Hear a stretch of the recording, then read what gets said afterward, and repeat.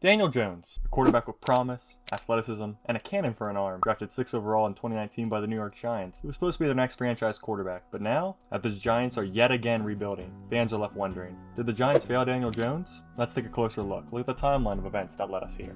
Let's start at the beginning. In 2019, the Giants stunned the NFL world by selecting Daniel Jones 6th overall. The New York Giants select Daniel Jones, quarterback, Duke. No! Daniel Jones. Many analysts considered it a reach, with players like Josh Allen and Ed Oliver still on the board, but GM Dave Gettleman saw Jones as their heir to Eli Manning. What was the plan? Sit Jones behind Eli for a year and ease him into the starting role? They look the same mechanically. He looks like Eli physically. You know, the tall, lanky guy. Everything about it is perfect, and he can be kind of controlled and managed. But the Giants didn't even stick to that. By week 3, Jones was thrown into the fire, starting against the Tampa Bay Buccaneers. From their 25. Jones to the outside, complete, Sterling Shepard.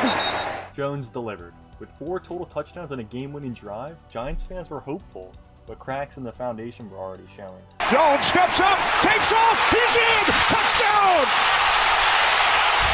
One of the biggest ways the Giants failed Jones was the lack of stability.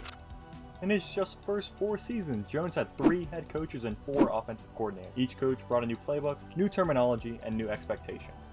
First, there was Pat Schmier, an offensive-minded head coach, but he was fired after Jones' rookie season. Then came Joe Judge, a special teams coordinator who implemented a conservative run-heavy offense. Finally, Brian DeBull was brought in to save Jones' career in 2022, but by then, the damage was done. No quarterback, no matter how talented, can thrive in an environment like that. The constant changes robbed Jones of any chance to develop continuity or confidence. Start with the offensive line. Jones was one of the most sacked quarterbacks in the league during his tenure, and for good reason. The Giants drafted Andrew Thomas in 2020, who eventually became a solid left tackle, but the rest of the line was a revolving door of subpar players. Then there's the receiving corps. Jones rarely had a true number 1 receiver. Sure, the Giants brought in Kenny Golladay on a massive contract, but injuries and poor play turned into a disaster. 2nd down and 7. Pass is high in the air and picked. Simon is back there to grab it out of the air, and an early to him. Good protection, and this one is hit in the air and picked off. Intercepted by Duron Harmon. Draft picks like Kadarius Toney never panned out, and even Saquon Barkley, the team's star running back, missed significant time due to injuries. When you compare Jones' supporting cast to other young quarterbacks like Joe Burrow of the Cincinnati Bengals, Burrow stepping up, stepping forward and throwing, and it's caught. And to the 30-yard line goes Jamar Chase. So they raced up to Jalen Hurts, the Philadelphia Eagles. for the second play, and sparingly used over the past couple of games. Let's see what he can do. He's going to run, and it's a good run for Hurts. The difference is staggering. No protection, no reliable targets, 0 chance. In 2023, the Giants made a bold move. They gave Daniel Jones a 4-year, $150 million contract. Critics were quick to call it an overpay, especially since Jones was coming off the season with just 15 passing touchdowns. I don't love the contract. I don't think that the players in that locker room look at Daniel Jones and be like, yep, that's the guy who needs to get that type of money. I think it was too high. Did they have to pay him that? Maybe. But the Giants were desperate to avoid starting over at quarterback. Jones' first year under this new deal was a disaster. Injuries, a collapse in offensive line, and a lack of chemistry with his receivers led to some of the worst performances of his career. By midseason, it was clear. The Giants' gamble on Jones hadn't paid off. Now, as the Giants face another potential rebuild, the writing's on the wall. Daniel Jones will never become the franchise quarterback they hoped for. But is it really his fault? The Giants put him in his position to fail, not succeed. He was recently benched for the younger talent Tommy DeVito, and then released by the New York Giants. No, seriously, the New York Giants have benched the struggling Daniel Jones, are expected to name Tommy Cullitz as their new starting quarterback, sources told our Adam Schefter.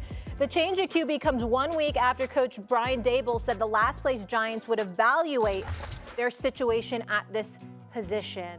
With constant turnovers, a lack of talent, and unrealistic expectations, Jones' career trajectory is a cautionary tale for NFL teams. It's not just about drafting the right quarterback.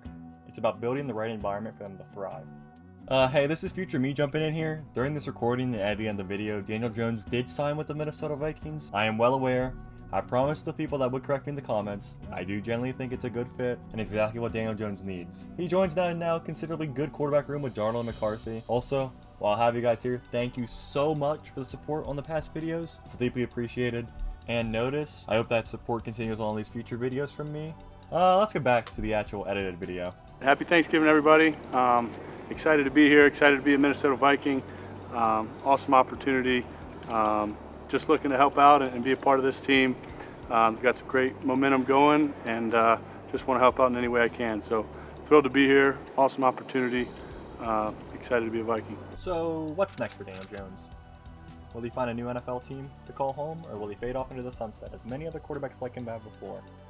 His time in New York will always serve as a reminder of how even the most talented players can be held back by poor management. What do you think? Did the Giants fail Daniel Jones, or does he share some of the blame?